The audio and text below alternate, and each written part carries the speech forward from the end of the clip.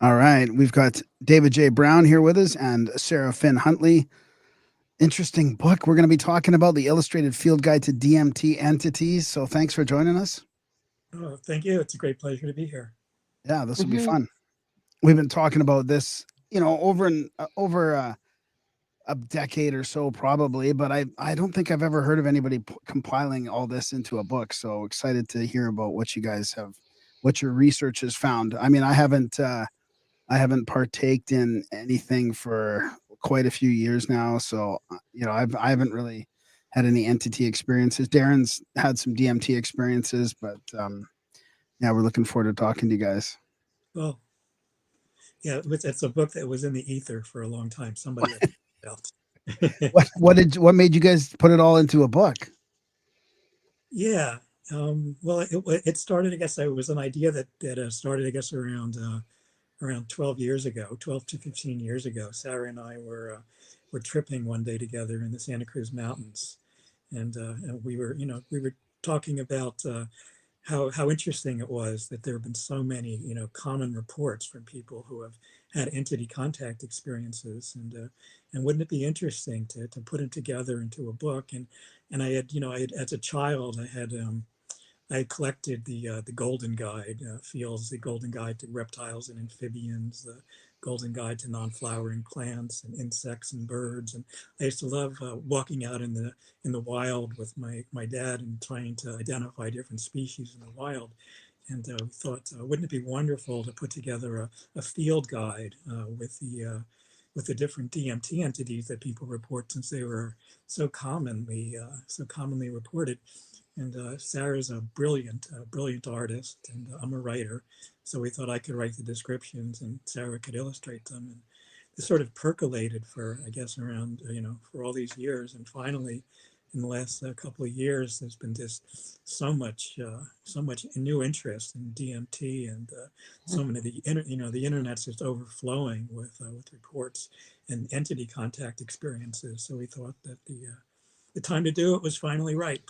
Is the book out already? Is it like Oh yeah. Oh yeah. so like I'm real curious on like what the feedback's been from like the psychonaut community, because when you're talking about these sort of things with your friends and stuff like that, it seems like there's always a ton of crossover. Have you noticed that in the feedback on the book as well? Oh well, yeah, absolutely. I mean, there's been more. I've gotten more. We've gotten more attention from this book than any of my previous books by far. It definitely hit a nerve, and there are just countless people sending me reports of their Yeah. experiences. Yeah. It's so personal for people, and it really gives them an opportunity to open up the book and sort of look for the different archetypes that they've seen in their own visions. And I think that that's really compelling, and it really creates a conversation amongst other psychonauts too. So there's a lot of cross chatter, a lot of people talking about it with one another. And it's so accessible. Like you could go to Barnes and Noble right now and pick it up in their self transformation section, which is really amazing. Just that it's become such a hot topic in the culture over the past 10 years. It's a lot more widely known than it was when David and I first came up with the idea. Yeah, I think people want to talk about this too. When we started the podcast, people wanted to talk about their UFO experiences or their trip reports. Like trip reports was actually a thing that we would read, like people's emails on their trip reports, and so Hmm. it's good to have a place for and to be open where people can talk about their experiences now and not feel like they're just going to get ridiculed by the Yeah. skeptics or whatever. So what can you just overarching describe the book? Like do you guys have the top sort of the top, I think what I read, the top 25 types of Hmm. entities, that kind of thing? Yeah, yeah, we chose 25 commonly reported entities, and I wrote the descriptions of them, and Sarah illustrated them. We also had about 100 other artists contribute to the book and share their illustrations as well.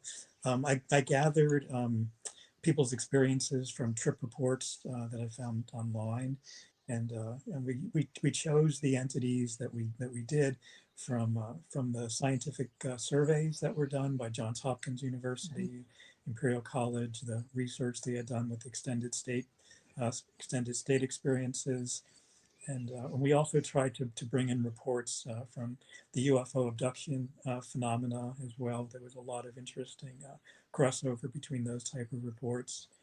And it's, like I said, it's put together in the form of a field guide, like the nature field guide that you use to identify different species in the wild. Did you have any personal experiences that led to the book?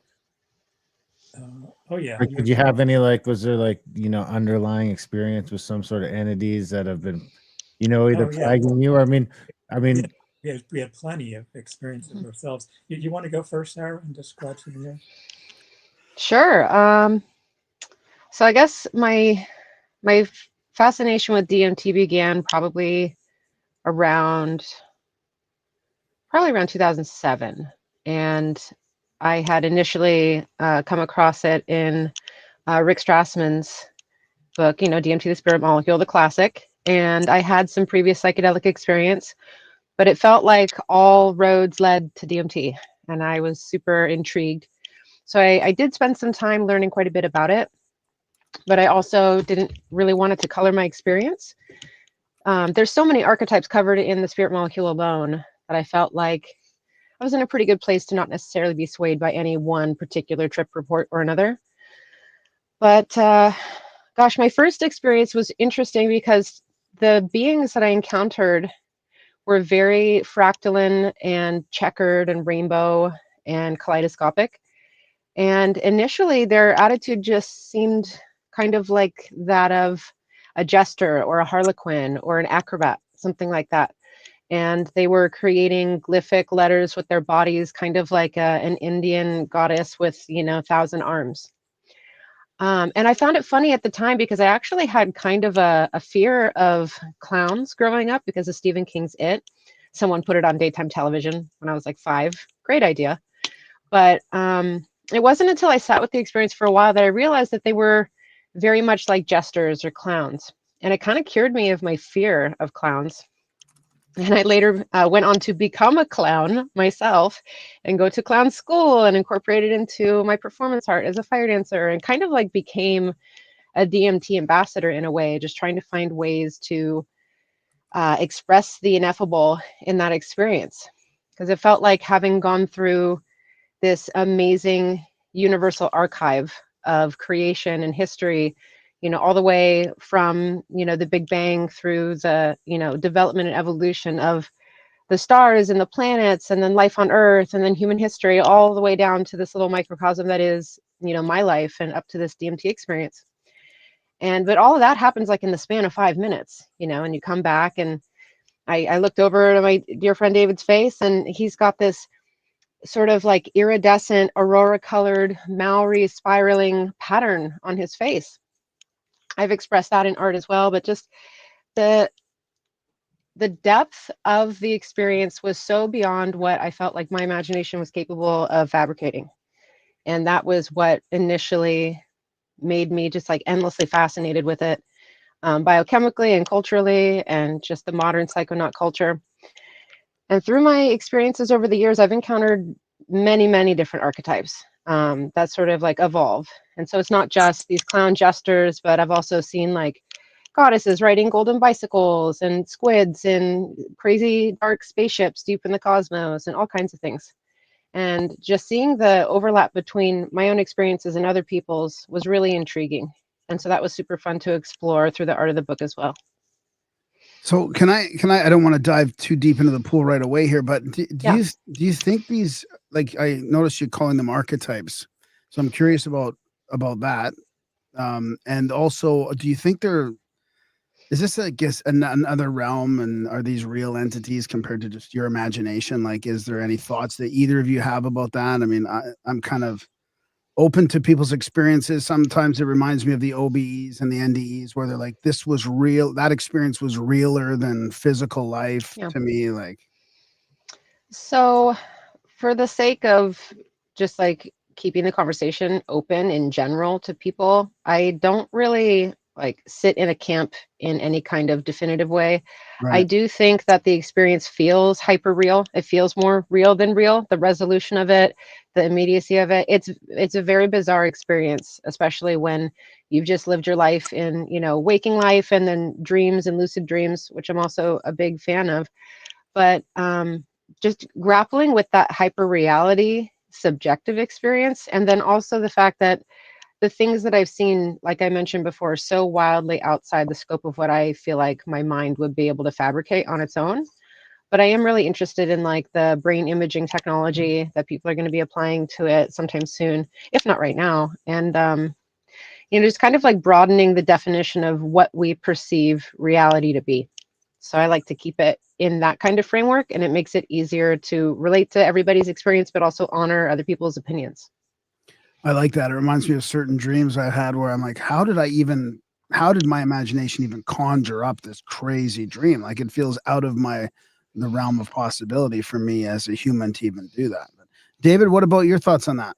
Yeah, it's something that I've wrestled with ever since I had my first DMT experience back in 1983, where a huge mantis being with my own face was doing some kind of brain surgery on me, and it did seem realer than real.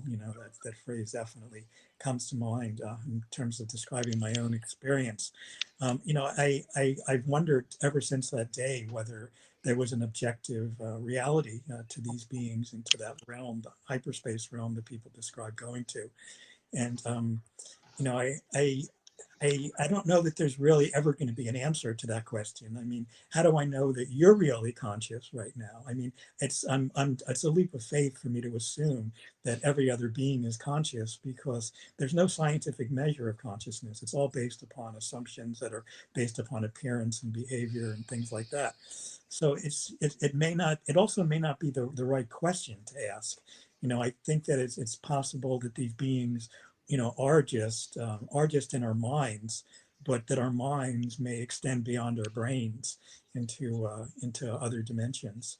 So I've thought about this a lot. Every person that I interviewed for the book and in my other books, I've asked the question, "What do you think?"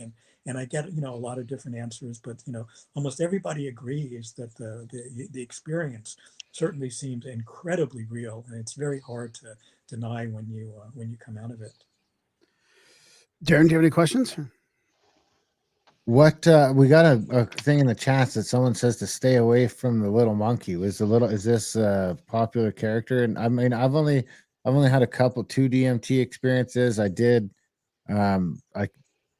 encounter an entity that I can't really remember that said a word to me that I can't really remember, but I did just sort of get the feeling. I kind of done it once and then did it again a few weeks later, and just the feeling that I got was it was sort of just telling me to take a break or get out of here, or I was into I don't know. I honestly I couldn't really ever remember it or put it together. But we do have someone talking about this monkey in the chats. I'm wondering if that's a character you've come across before. Does that ring a bell for you, Sarah? I don't know that we've had any monkeys. Somebody told me about a DMT experience they had where they were where the beings were all monkeys with sunglasses. And I thought they were kind of parroting us. That's the way we looked to them, like monkeys with sunglasses, because they were so much more evolved than us. But that sounds like something personal. I mean, the monkey archetype is it's not something that I've seen a lot, but these beings they transform, they change shape, and they respond to our our cultural interpretations and expectations and things like that. So that could help to shape how people experience them. So that's kind of one of the reasons why you call it an archetype, because maybe the monkey and there's other types, gestures, whatever, trickster type elements. Like some of them have that same, like let's say use trickster for example. Like you might see different types of entities, but they have that trickster element to them or something, even though they might be shape shifting or. That's definitely the approach that I tend to take to it. In the process of creating the art, I couldn't help but think that once we sort of strip a lot of the basic descriptors away, that a lot of these entities do have overlap, and especially with their shape and form, but also some of their demeanors and general vibe and attitude. And so I can't help but wonder if we're filtering it through some kind of linguistic lens. And, there might be multiple, genealogies of different being, but that human beings are like tagging it with these different linguistic descriptors. And that some of them can be, culturally relevant to some groups, and then, totally different to another, but still having a little bit of that overlap. Yeah, I was going to ask, is there trends through cultures and religions? Yeah, I mean, there definitely is. I mean, we have entries, for example, for different religious figures like Jesus and the Virgin Mary, and Hindu deities and Egyptian deities and things like that, which are commonly reported. But it's also really interesting that sometimes people report deities or entities that they're not familiar with. Yeah. That they then look up in a book later, and they see, oh my God, that's Kali, from the Hindu tradition or things like that. So there are definitely many examples of people who encounter these deities or these archetypes that that haven't had any prior experience with them, and then weeks later will be like, oh my God, that's who I saw on my DMT trip. So there is that, but certainly, and it's one of the common remarks that people make is that Terence McKenna, for example, talking about the self-transforming machine elves, influenced so many people, having self-transforming machine elves experiences then after that, so that people's like dream priming, it could be affecting the way people interpret their experiences and their encounters with these entities. Yeah, that's a good point.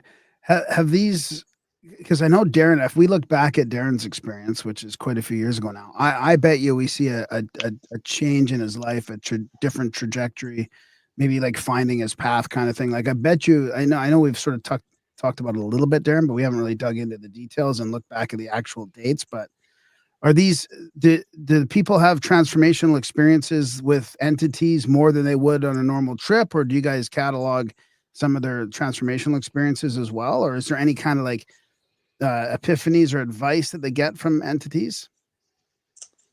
Yeah, some of the most common advice that I hear from people is, is take care of the planet, and be aware of what climate change is doing and the threat of nuclear war, and kind of grand messages like that. But I think that the therapeutic aspects of DMT are seen more with ayahuasca, which is the shamanic brew from the Amazon, where the DMT containing plants are mixed with harmaline, containing plants, an MAO inhibitor that makes it not only orally active, but slows down the experience, and extends it for hours, so that it's not a 5-minute rush into hyperspace where people confront these entities and come back, and where they can digest the experience more slowly. And many people describe therapeutic and healing potential with the ayahuasca mix. But they're doing studies now at Imperial College in London and elsewhere, where they're putting people out on full doses of DMT, just DMT, not ayahuasca, and they're putting them into extended state sessions, where where that 5 minutes is extended into 30 minutes or an hour, or even longer, so people can spend hours into there. So the idea is that people will be able to bring back more information from their communication with these entities. What was the art and the feedback loop like on designing the entities and sort of bringing them to life? You've got all these sort of different. What was the process like? Did you just sort of do it all yourself, or was there sort of a back and forth with other DMT experiencers, or how did you handle that, developing the entities? It was very extensive. So a lot of the challenge comes between how do you find a balance between something that's recognizable and something that's still psychedelic? Because the more abstract and psychedelic we get, the harder it is for everybody to come to a consensus that it looks archetypal. Like you recognize that it's a fairy or a mantis or a clown or a machine elf, those things. So a lot of it was initially research-based and just focusing on how do I develop a vocabulary that the limited language model can understand, because in a way a lot of the art is curated with AI image generation as a way to have a conversation with the collective consciousness. And so a lot of it is careful curation, as well as, you know, in a way, I feel like it was really novel. Not many people had been creating images at that point with the kind of language that the limited language model was even familiar with at that point. So finding, you know, like, do I describe it as just hyperdimensional? What does it think I mean when I say hyperdimensional? What does it think I mean when I say ethereal or futuristic or cosmic? And so having a really broad familiarity with people's trip reports over the past 10 years, because, you know, much like David, I find myself really fascinated with people's reports and just sort of incorporating that from a linguistic level, but also just like refining it. I went through probably about 3,000 or more iterations of art. And there's a lot of recursive feedback loops that were created as well. So it's not just like prompt in, image out. A lot of it is exploring the space and kind of like exploring this collective mindscape, you know, of all these different visions that are directly informed by human culture and storytelling, movies and culture and articles and art.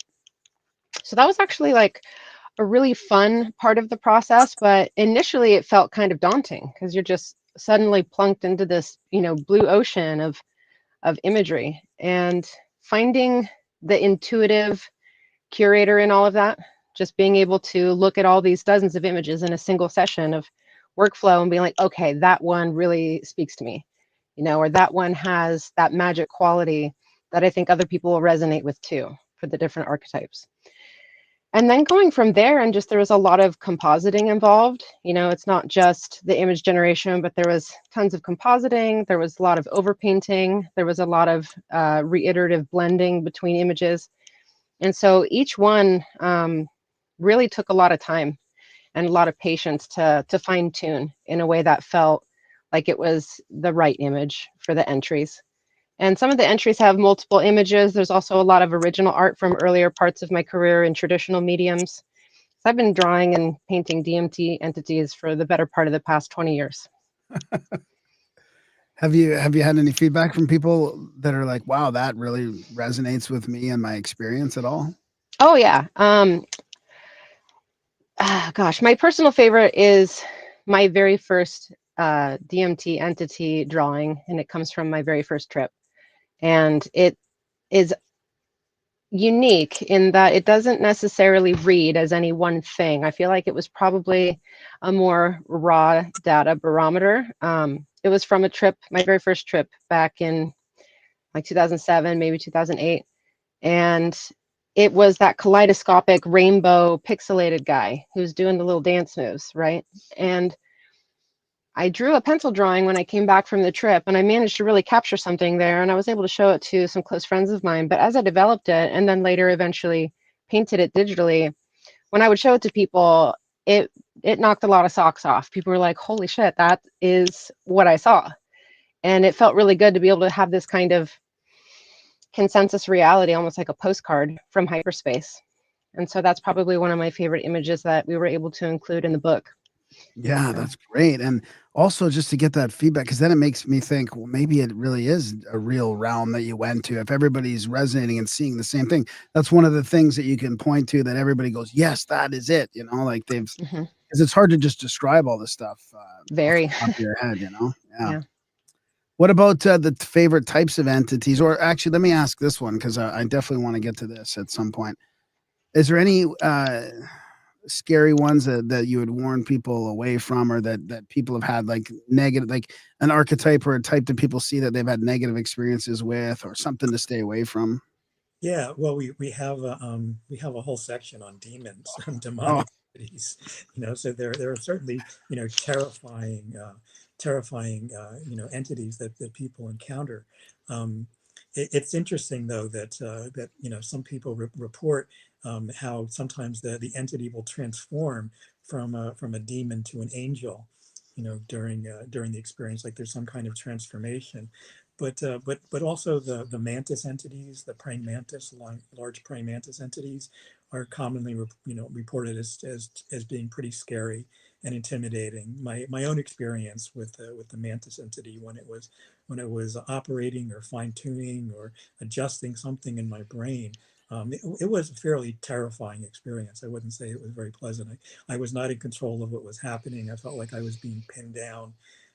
Graham Hancock describes a terrifying encounter that he had with some type of robotic entity in the book. So there are definitely, you know, they're usually not always pleasant experiences. I mean, they're you know, they run the whole full spectrum of being pleasant to terrifying. Mm. What about? I remember talking to some people. They at an ayahuasca ceremony, and they've had these experiences where they would see like entities come out of people. I think black shadowy shapes, kind of coming out of people, and was it coming out or going in? I feel like it was a healing, like they were describing sort of a healing where one of these entities was pulled out of a person. Is there examples like that in there too? Yeah, well, the ayahuasca, the ayahuasca experiences, although they involve DMT, they're different than the pure DMT projections into hyperspace that will be described. You know, that really is the foundation for our book. When you smoke pure DMT or vaporize pure DMT, when you do what Terence McKenna would call 3 large hits of it, you're completely separated from this world, and you are in, you know, hyperspace. You're in a whole nother dimension. You look around and you are really there. When you do ayahuasca, it's like you have 1 foot in this world and 1 foot in that world. You're kind of straddling the 2 worlds.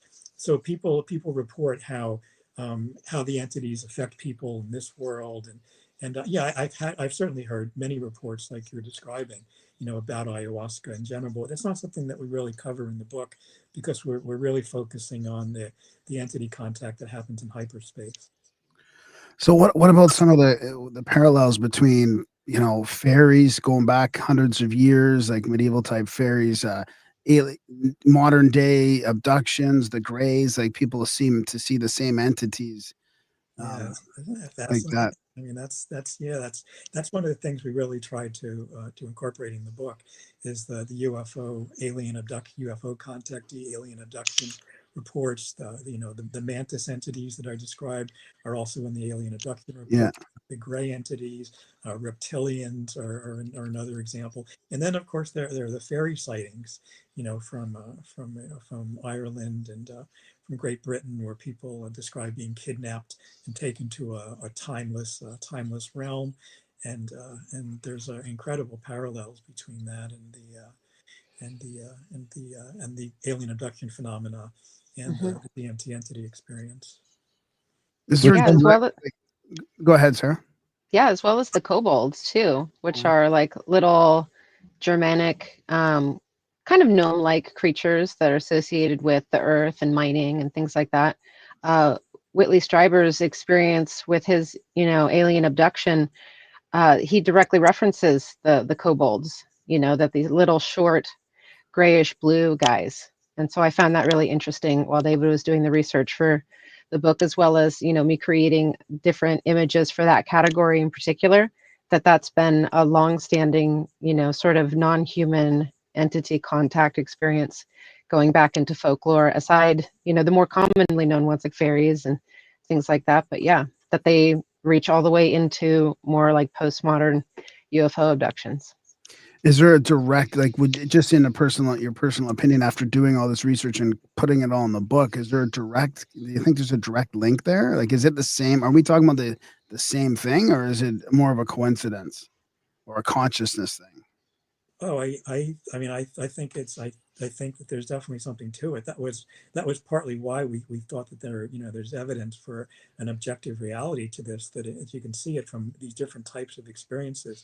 I mean, there have been many people who have tried to draw parallels between the fairy kidnapping and the fairy sightings with the alien abduction phenomena. And we just, you know, we added the DMT element to it, but it's kind of a long, you know, Graham Hancock in his book Visionary explores this in great depth for hundreds of pages, the similarities between the 3 different phenomena.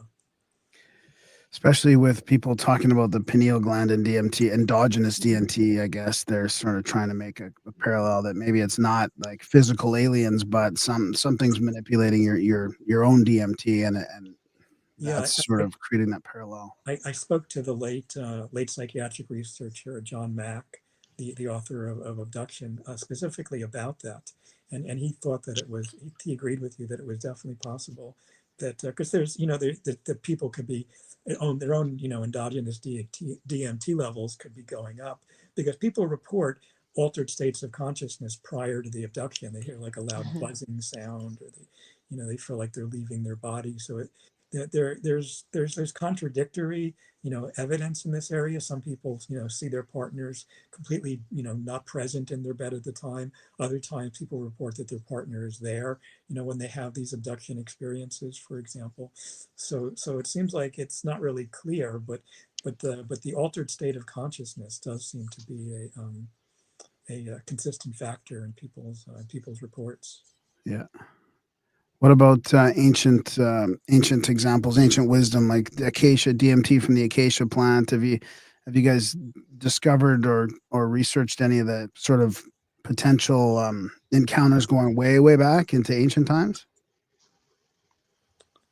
I can't really think of it. I mean, we have some examples of cave art, for example, in the book, where from, I think, like 40,000 years ago, with what look like animal human hybrid entities, for example, or beings that looked like the gray entities with the large black almond shaped eyes. So there's certainly cave painting evidence for these beings going back thousands of years. And there was some contemporary art shared with us for the book as well that had a lot of aesthetic similarities.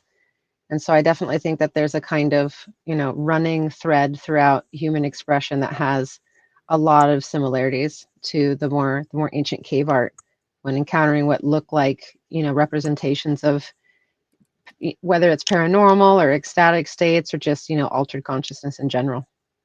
Yeah. In fact, there's actually an example in the book of two of the cave art, one on one side and a modern piece on the other, where it looks like there's an uncanny resemblance between the two different entities that are being portrayed.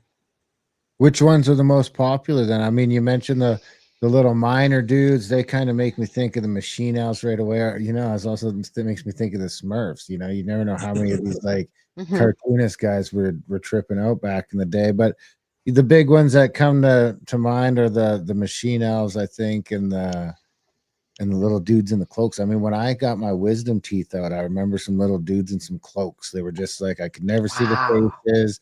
And I was just a kid too. I want to say I was like 12 or 13. And I don't know what they put me on, but I was like tripping out when I remember like I was coming to, and I was like fucking with the person besides me's IV. But I remember like these dudes in these little brown cloaks, you can maybe see their nose, but not their face. I don't know. You kind of mix it with the pop culture a little bit too. But I definitely remember it was like just a bunch of little short dudes in brown cloaks wandering around while I was under the influence of anesthetic. Yeah, that's wild. But you didn't know many better at the time? Oh, there you go. One of the most common is what Sarah described on her first experience as clowns and jesters. I hear that's probably more than almost anything else. And maybe the elves, the self-transforming machine elves, are sort of second place.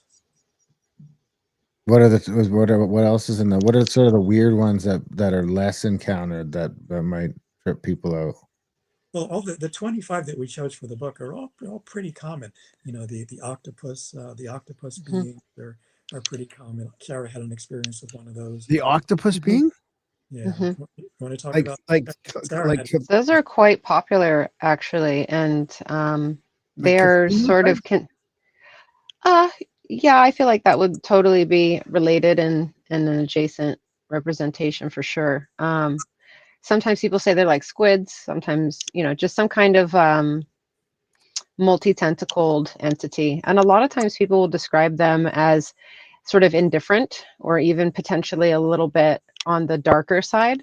My personal experience was with, if I remember right, it was a chaga experience I had, or changa, pardon me, saying that wrong. Where yeah, I found myself in a dark spaceship with a large squid-like being that was just sort of silently observing me. And we didn't really have any kind of open communication, but I was just sort of taking in the scene visually with as much detail as I could. But it was definitely out in space, and it was a very technological kind of vessel that it was in. And it was definitely a multi-tentacled kind of creature. It was very bizarre. Do you remember what Yeah. the face, like, was it tentacled as in the limbs, or was there a face sort of part of that? It was like its whole body and head. It wasn't like a anthropomorphized being. It was definitely like a big squid octopus alien guy in a spaceship. I definitely remember its eye, but overall it was sort of just like seeing glimmering highlights in a very dark space.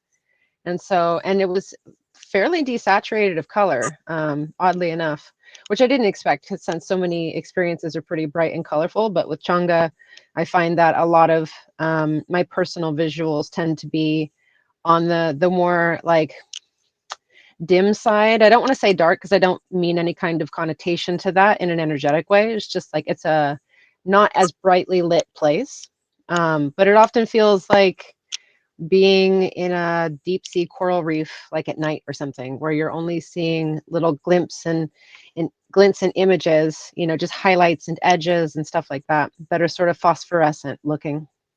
Yeah, Yeah. I just want to clarify, so for your listeners who may not know, we started talking about Changa, Yeah. which is actually a mix between Yeah. between two different plants. It has a Syrian rue and a Mimosa hostilis, which has DMT in it. One contains an MAO inhibitor, so it's kind of like a smokable ayahuasca, is what it's Yeah. like. Yeah. Oh, interesting. Okay. Is there any other psychedelics that are in the book as far as examples too? Oh yeah, we covered the whole gamut there. You know, it's not you know, it's not as extensive, but we have examples of people from their psilocybin, you know, magic mushroom experiences, from their peyote experiences, from ketamine, salvia divinorum. You know, I mean, almost all the psychedelics. Oh, okay. For some people, there's some kind of entity contact phenomena, but it's much rarer than it is with the Yeah.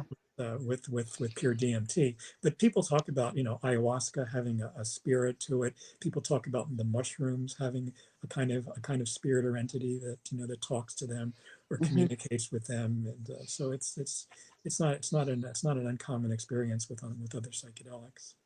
I have a fun little anecdote sort of to add to that briefly. I remember really early on in my DMT use, I had gone back to a mushroom trip.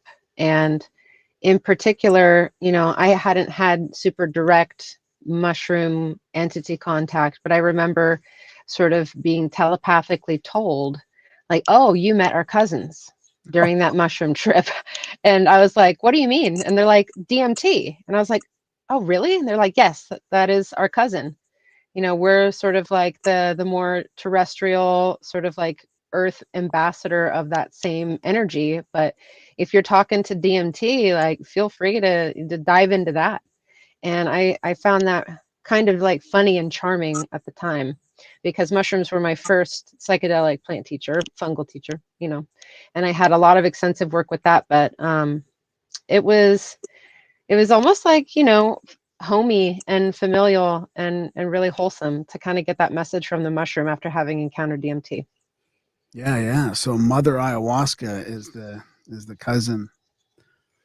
I like that. Yeah, that makes sense. Yeah, it's extremely common with ayahuasca. I mean, there's almost in fact almost everybody who does ayahuasca describes either mother ayahuasca or grandmother ayahuasca.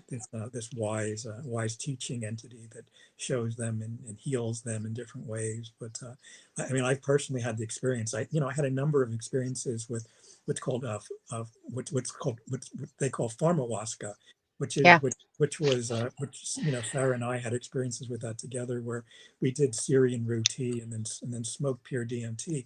And I kind of thought that was an ayahuasca experience until I went down to the Peruvian Amazon and did ayahuasca from the traditional plants down there. And the experience of contact with this mother ayahuasca was profoundly different and profoundly present when I had that experience. So it's something that's almost undeniable. It's so common. Do most of these manifest as a dragon archetype, or? Do they The mother ayahuasca as a dragon, or I haven't heard. I mean, I've heard that. I don't know that it's mostly that way. It's usually a voice, okay. but Mhm. people see jaguars and serpents, commonly with ayahuasca, or different Amazonian jungle animals. There's been strange reports of people doing ayahuasca, outside of the Amazon, in city settings, and still seeing, the jaguars and the snakes, and the Mhm. different One animals of that. my dear friends had probably my favorite trip report I'd ever heard was a dear friend of mine, and her first time smoking DMT, she described seeing a jaguar, dragon, serpent goddess, and that it was just like this multi-fusion entity. And I think that was why it was such a favorite. It felt like she had sort of broken beyond all these different cultural filters and was experiencing all of them at once. I love that. So what about messages to humanity, not just messages, but technologically? Like, is there sort of some blueprint type stuff, downloads, technological type stuff that's being passed along as well?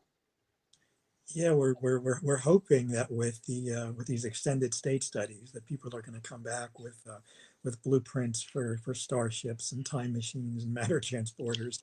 I don't know if anybody that's come back with anything like that, but the common messages that we hear are just that, humanity is in danger. That, the climate crisis and the nuclear holocaust crisis and things like that, and that we need to care for our planet. Those are some of the more common messages that people come back to. But remember, people only generally have 5 or 10 minutes there with these Mhm. entities. There's not a Yeah. lot of time to bring back the starship blueprints yet. Mhm. When do you think we'll see that kind of stuff happening? Like, are Well, they doing it right now? Like they're doing those studies right Yeah. now. Yeah, the studies are going on at Imperial Yep. College. And in fact, what they're doing at the moment is they're sending people out together. They're sending people out at the same oh time to see if they can actually link up in hyperspace yeah. and Oh, that's go on fantastic. go on like a team mission, Mhm. together, so hopefully, they're going to come back with longer and more detailed messages about what the entities communicate. Is that all Mhm. like slow release intravenous type stuff? Like Yeah, delivery exactly. method? Yeah, exactly. The way you get an anesthetic when you're under surgery, where you're where you get a slow infusion that just can keep you in that state for an indefinite period of time. There's no tolerance that's built up to DMT, so you can keep the same. It's very easy to adjust the levels, and people can stay in the state indefinitely. Man, is there any repercussions to an extended length of time in a DMT state? I mean, I don't know that I can handle any longer. Yeah, I haven't heard of any yet. I mean, I've interviewed a few of the subjects who have been in some of the trials, and I haven't heard of any long-term effects aside from their level of astonishment and just reflecting on these Mhm. experiences. But we certainly know from people's ayahuasca experience that mostly people report healing and transcendent experiences that help them in the future. Wow. I wonder, if was there any difference in those sort of like, are there any of the interviews in the books? Is there a difference between, is there still a recollection problem, or is there more recollection? Oh, and people usually don't have a recollection problem. That's not real common it's common with other psychedelics. For example, like ketamine, or MXE or salvia divinorum. Sometimes people have more of a difficulty bringing those experiences back, but people usually remember their DMT experiences with crystal clarity. There's not a feeling of being drugged, really.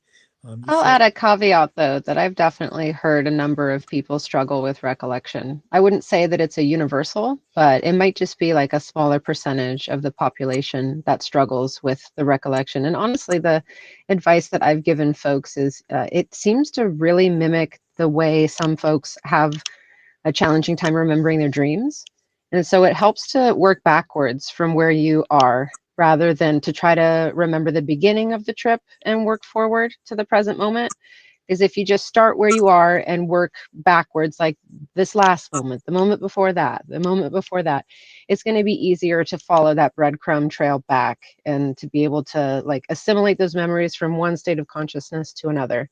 Like I said, it's not universal, but I've definitely encountered some folks who struggle with the recollection bit. But it's sort of like muscle memory. The more you practice that with your dream life, I think it helps with psychedelic, recollection as well.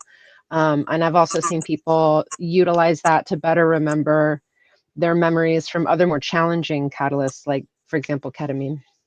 What about writing it You down know, too, right afterwards?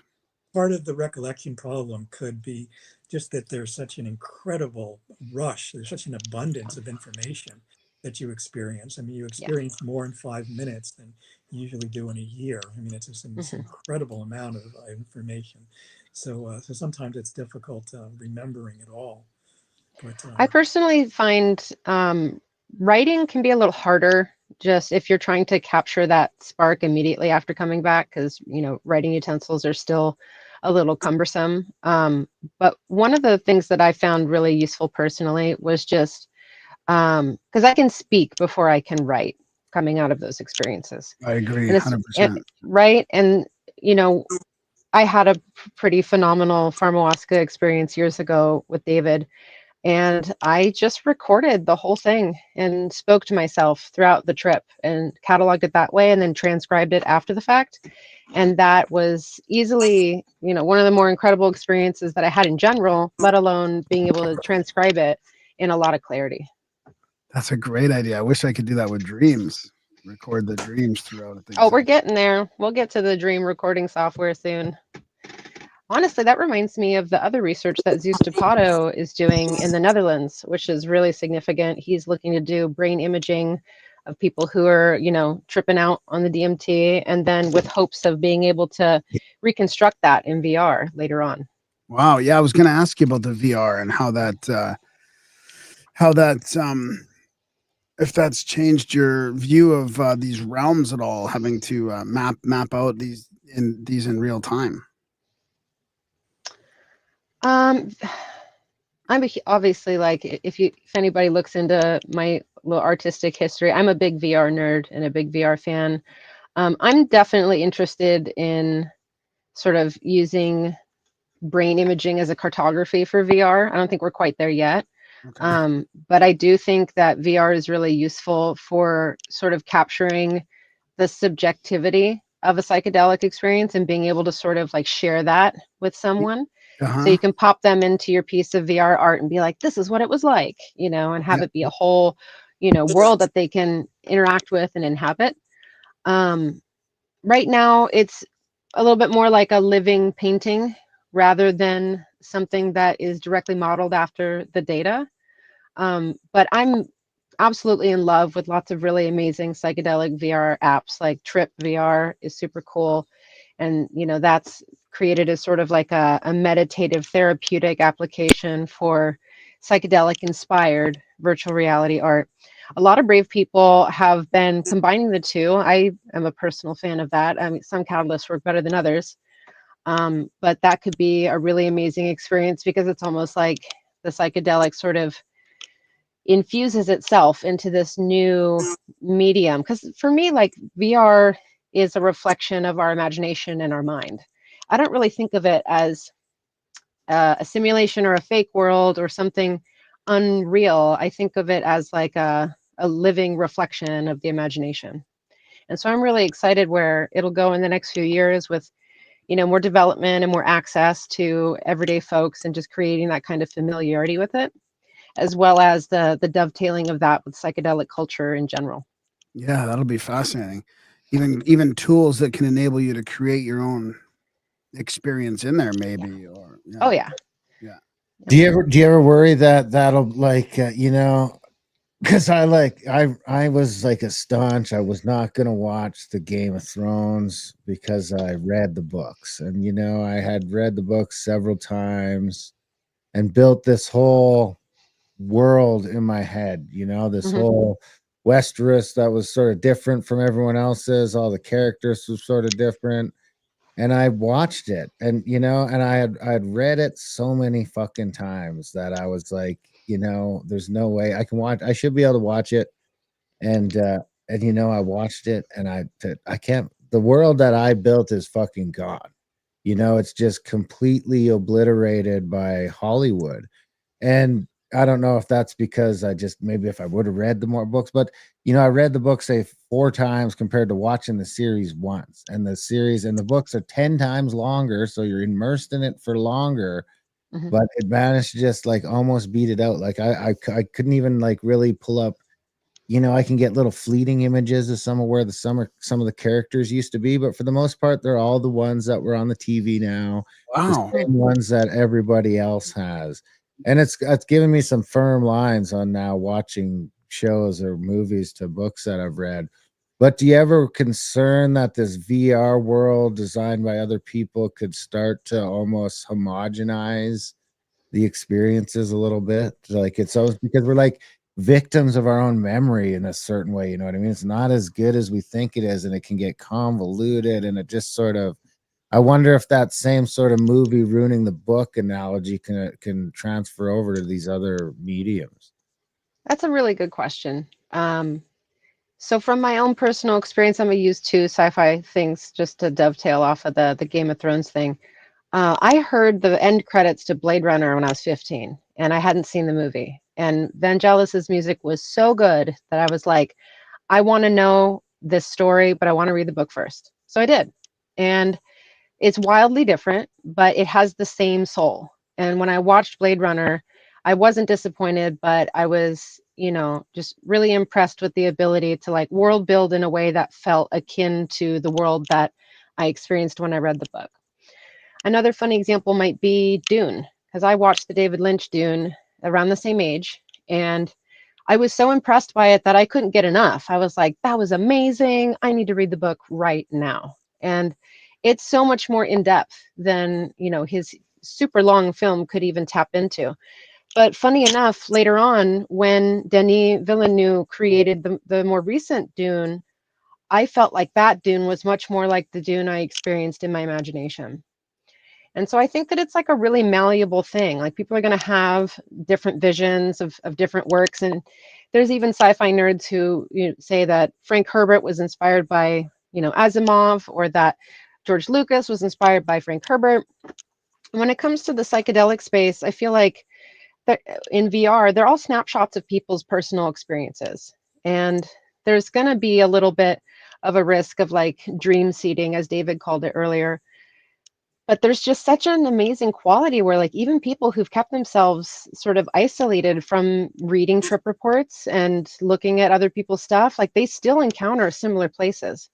I remember being a visionary artist in the San Francisco Bay Area 15 years ago, and I kept seeing this art that had these similarities. And I was like, what is going on with this visionary genre that looks unlike acid, unlike mushrooms, unlike DMT, but they all have these hallmarks? And it turns out it was ketamine. All of these artists were cartographers of the deep ketamine space. And it wasn't until I Wow. had experienced it on my own that I said, wait a minute, I have seen this before, and it wasn't self-seeding, because I mean, I've seen probably like hundreds of thousands of visionary art pieces over the past 25, 30 years, right? But the fact that I was able to recognize that aesthetic and know exactly culturally where it came from, because that was the flavor of that era in that place culturally. That's So fascinating. I don't worry about it too much. It's definitely something to keep in mind, but I think that, we all stand on the shoulders of giants when it comes to the imagination. Our imagination is like a patchwork quilt that has overlapping edges with one another rather than being like isolated islands. Darren, does that Dune ring a bell with you at all, or I like, don't know. what The was your first, experience I with? I haven't wasn't. heard you I explain the didn't Game like of the Thrones like first. I wasn't crazy about the first Dune. I mean, the second Dune was all right. They did a much better job of mimicking coming closer to the world that you sort of built in your head. I would definitely agree with that. That being said, I don't know that I'll dip any deeper into it because Messiah is one of my favorite books in the series, and then like the Children of Dune after that. Those are kind of. I mean, you end up liking the one where he's a giant sandworm more than you think Yes, of it I too. love God Emperor. You're Yeah, speaking my that was like language. The when I was golden doing path. it, when I was reading it, I was like, this is fucking nuts. What is Yeah, going on? What have they have done? Because it's such a far jump from book 3. But then when you're done the series, it just sort of resonates. I mean, it yeah. really does. It gets weird with the unlimited Duncan Idahos and all that. But I'm probably just going to be happy with the first 2 Dunes, and I don't think that I'll risk going any deeper into it because I'm definitely a lot more, because when I look at those first, especially the original 6 Dune books, I mean, in a lot of ways, the first one is not even in the top 3. It really isn't. So there was a lot less risk to those ones than there is to the later works, which I think they definitely start to delve farther and farther away from the Star Trek, and it really finds its own world by book 3. Yeah. Sort of to get off topic a little bit, but Sarah, where do you find the VR space right now compared to AR and MR, where that's going? Like, is it going to be sustainable or? Um, Apple Vision Pro and its ecosystem have proven to be kind of disappointing in the past year. I don't think VR is going to die. I think that even with Meta potentially moving away from that it's just going to open up space to other developers. Like, we've gotten a taste of it, and um, just like to create this kind of flow between these ideas. There's a lot of overlap with the spice in Dune having, been used culturally as a metaphor for DMT.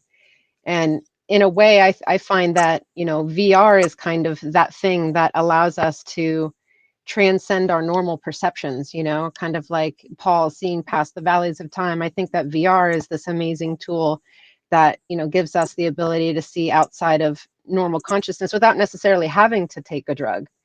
And I think that being able to yoke that in the future as we encounter all kinds of new technologies that like stretch the data that we can incorporate and understand. There's a really amazing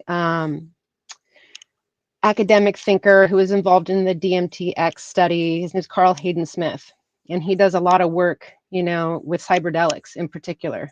And so I definitely see VR as a really powerful potential cyberdelic in the near future. And I don't think anybody's going to shut that Pandora's box once they've had a taste of it.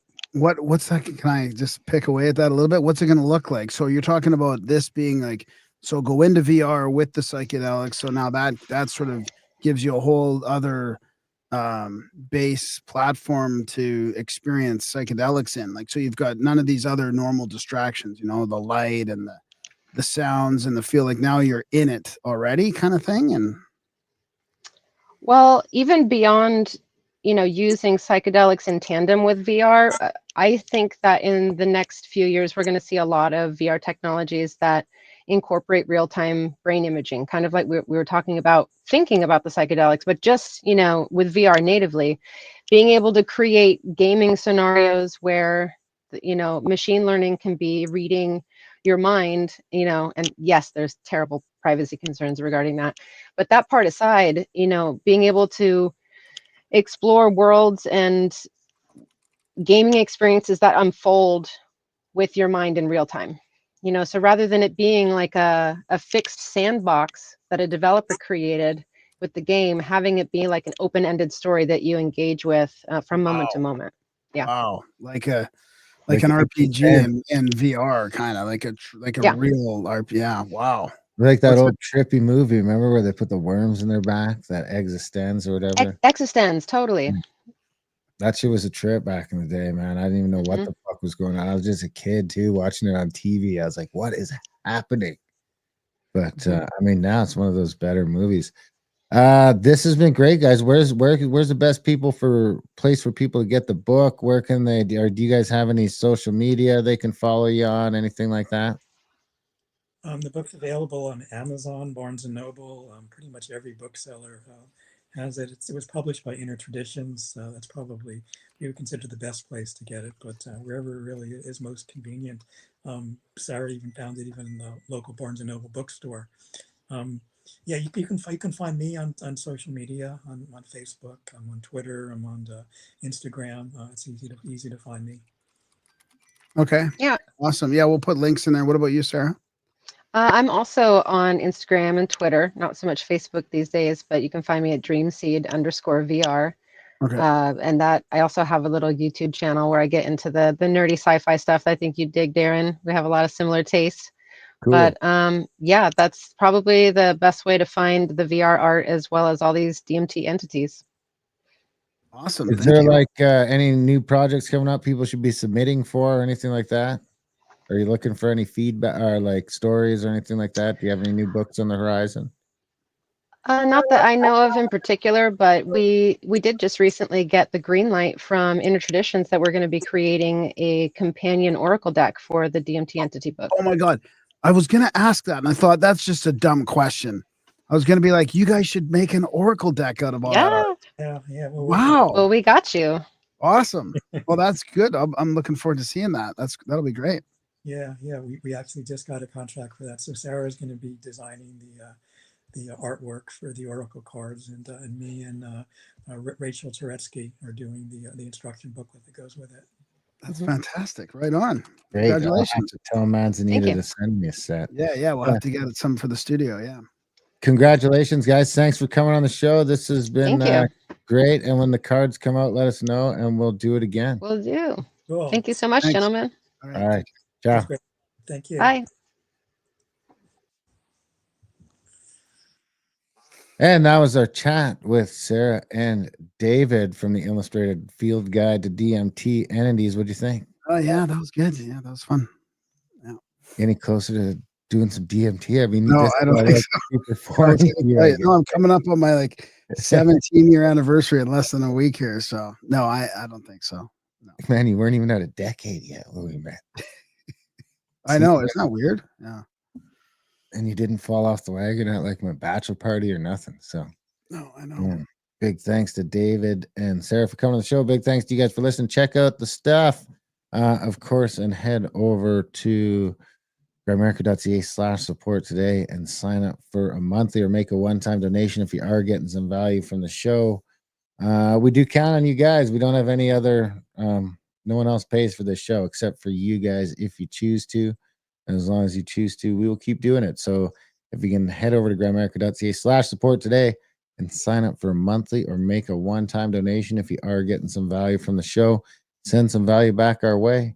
And the more support we get, the more shows we'll do.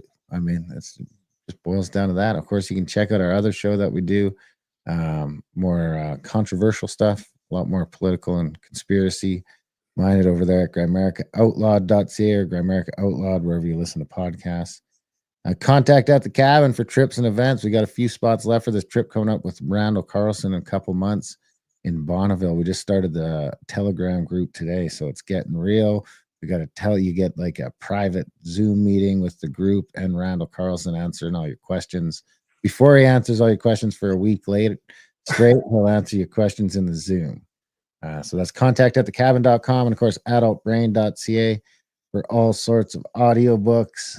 We also got some print books and some ebooks for sale. You can publish your book through us if you want some help with that. We'll make an audiobook for you, everything you need. And like I say, tons of audiobooks. We just had a bunch come out on Audible. There's even more on Spotify. They're all there, adultbrain.ca. And there's links to get to the places you can buy them as well from there. So, and grimerica.cbd.com for tinctures and gummies, if that's your thing.